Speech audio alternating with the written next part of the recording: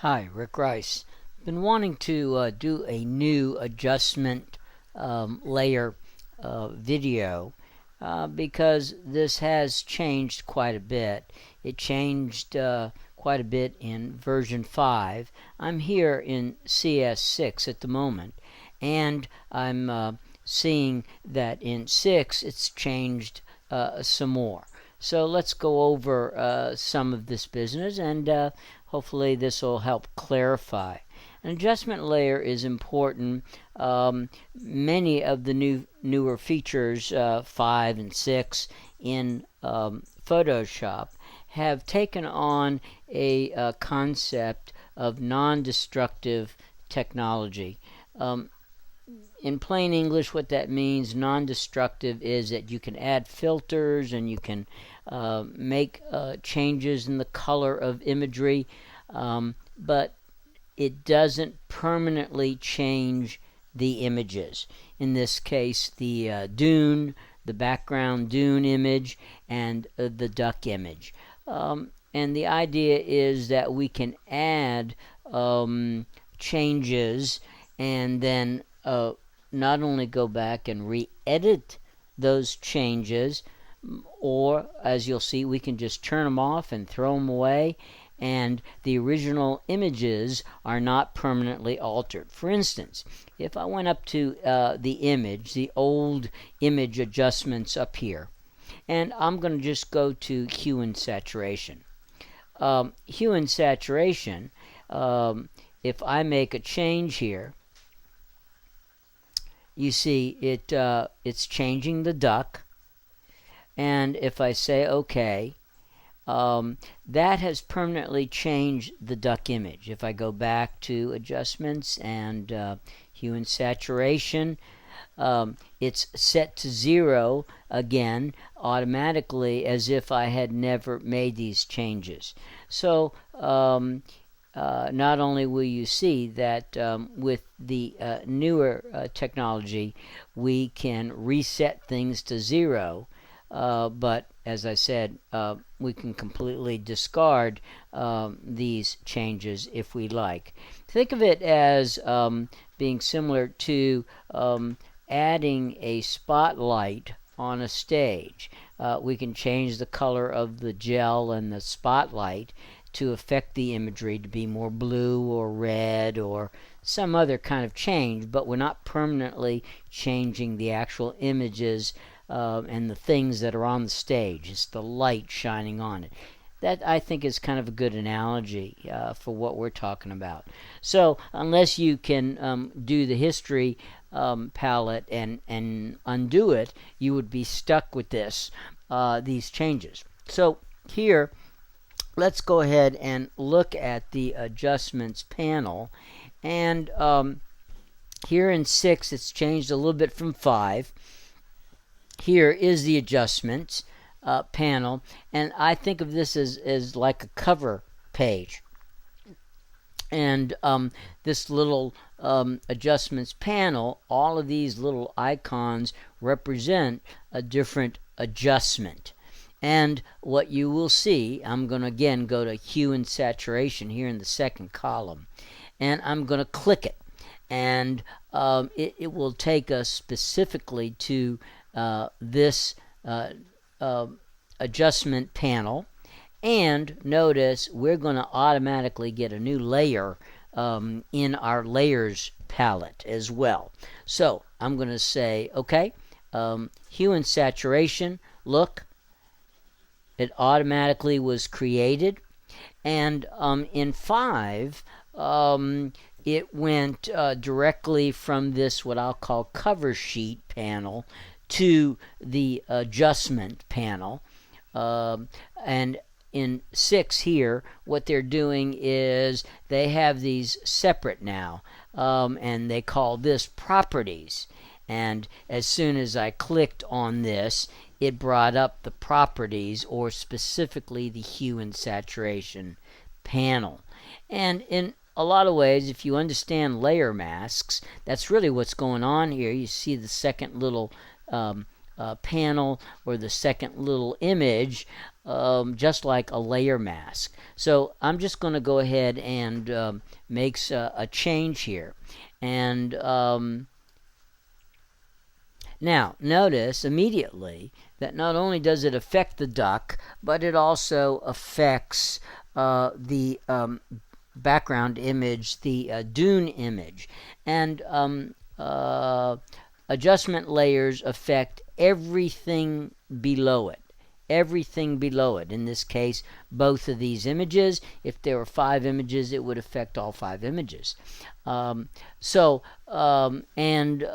a second here, I'm going to show you how to isolate it to just, in this case, the duck image and not the dune image. But at any rate, let's continue to look for a second at this specific panel. Also in 5, on the cover sheet where we had all these little symbols, there were presets for many of these. And now you go to properties when you click on one of these, as I indicated, and the presets for hue and saturation are right here. So they've changed it around a little bit, and I don't know. I guess it's good. We'll see. You have to make up your own mind. Now, as you can see, as I said a minute ago, the adjustment layer has affected the duck and the dune. And you might very well want to say, hey, I just wanted to affect the dune, the duck, and not the dune. So here I'm going to go ahead and with that, what you add to isolate it to one layer is called a clipping mask. A clipping mask. And masking in different versions and different kinds of masking takes place all through Photoshop and Illustrator. So masking is an important concept that you need to get your head around. But at any rate, here I could, and just to be clear, we can do adjustment layers from up here in the main menu. Here we have, and it says create a clipping mask. Okay, create a clipping mask. Here, by the way, is in the main menu under layer all of these adjustment layers. And we were able to also get to these. These are the same as what we're looking at over here in the new adjustment panel.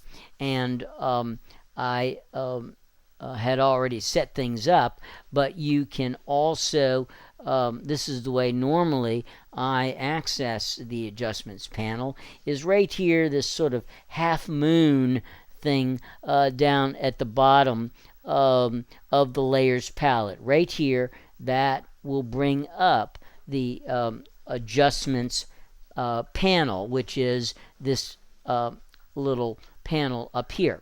And now the properties, instead of being a part of this, are a separate aspect of this. So that's what's different here. So anyway, the point is that I want to keep moving here, and we want to isolate this to just the duck. And so what you do is you add a clipping mask, and there are several ways to do that. And we could, as always, we can go to our options button here, create clipping mask. And you see that what happens when I just did that, the adjustment layer sort of shifted over slightly, and there's this little arrow here. And as you can see, now the adjustment layer is only affecting the duck. We could add or delete the clipping mask. Here it is. Again, I'm just trying to show you the various ways. Under layer, release clipping mask. if we didn't have one, we could create one. So this will release it. That works. And the shortcut that I've known for quite a while is you put your cursor right in between the two layers and you press the Option Alt key. And there again, you see that little arrow and you click it. And again, that adds a clipping mask which isolates the adjustment layer to the duck and only the duck. And going back to this concept of non-destructive methodology, here again I could come and I could simply turn off the eyeball and watch the duck. It goes back to its natural order. I can click on it again and it would take me right back to the hue and saturation panel. Here it is. It was already up on the screen. Okay, and I can here you see it's still set where it was. So I could go back to 0, and start from square one again. So we can throw it away. We can turn it off. We can click on it, double click, and go back and readjust from square one. And that's just terrific. Also, I don't think I mentioned it a minute ago, here at the bottom of the properties. In the bottom of the properties is also a new little tool to add the clip, the clipping mask to, in this case, just the duck. So if I click it, it's already been turned on. It'll undo it. There you see, both layers are affected. Click it again, and it will isolate it to the duck. So pretty interesting sort of stuff. And they've modified it a little bit. Instead of it all being on this one panel, they now have what I'll call the splash page or home panel goes to a separate one called properties for each of the different tools and different adjustment layers. Now be careful, don't click on any of these, because every time you click on one you're going to get another adjustment layer, and so you can start to very quickly end up with all these adjustment layers that you don't want. And of course you can just drag it to the trash and completely rid yourself of it if you accidentally click on one of these. There's also another way to add a kind of another variation on a clipping mask, and this is when we clip one image into another image. I'm going to very quickly do something to show you what I'm talking about. I'm going to very quickly, I'm going to reproduce or do a second copy of the dune.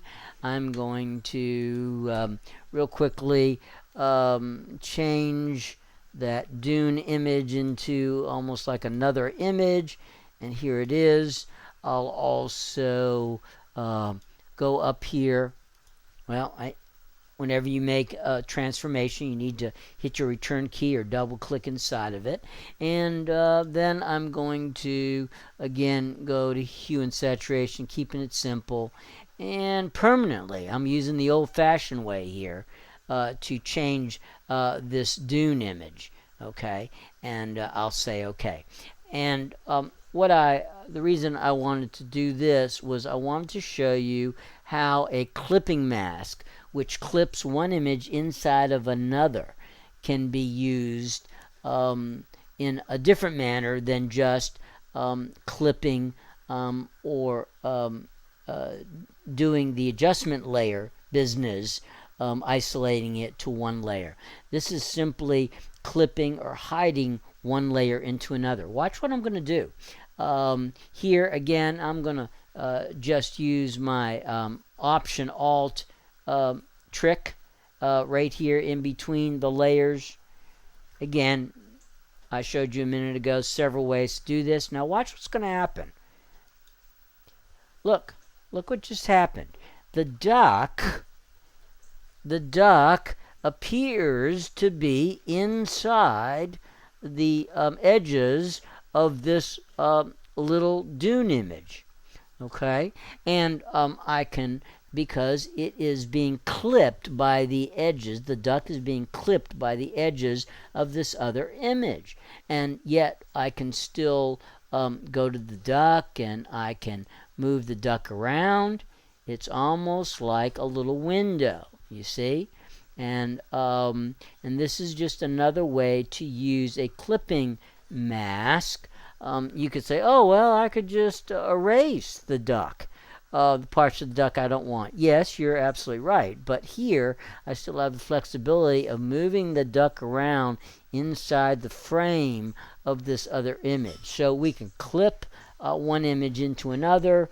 We can use a clipping mask to isolate adjustment layers, and it all sort of works together, and it's pretty cool stuff, because again, we have not erased the duck, we have not permanently changed the color of the duck, and all of these things are completely and continue to be completely flexible. And we could undo this clipping mask just like the other clipping mask. So there you see it, and it's pretty amazing how all this business works and doesn't affect the original imagery in any way, shape, or form.